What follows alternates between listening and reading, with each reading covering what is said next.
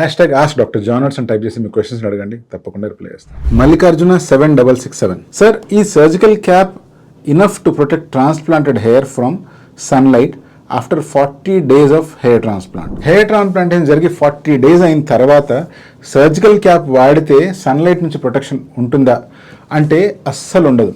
Sunlight నుంచి మీరు మీ స్కాల్ప్ని protect చేయాలి అనుకుంటే ఒక థిక్ బ్రాడ్ బ్రిమ్డ్ హ్యాట్ వాడాలి, లేదా అట్లీస్ట్ బేస్బాల్ హ్యాట్ అయినా వాడాలి.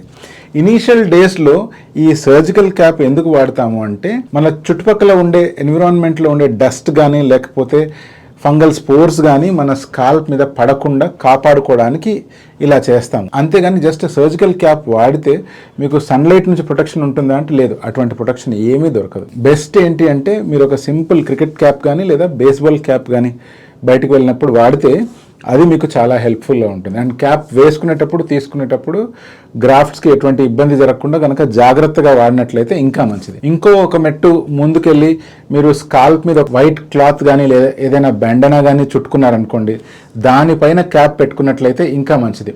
ఎందుకంటే క్యాప్ని రిపీటెడ్గా వాష్ చేయడం కష్టం, బట్ మీ స్కాల్ప్ పైన ఇటువంటి క్లాత్ ఏదైనా పెడితే దాన్ని ప్రతిరోజు వాష్ చేసుకుంటూ రీప్లేస్ చేసుకుంటూ ఉండొచ్చు. ఇలా చేయడం వల్ల మీ స్కాల్ప్ హెల్దీగా ఉంటుంది, స్వెట్ ఫ్రీగా, ఇన్ఫెక్షన్ ఫ్రీగా ఉంటుంది.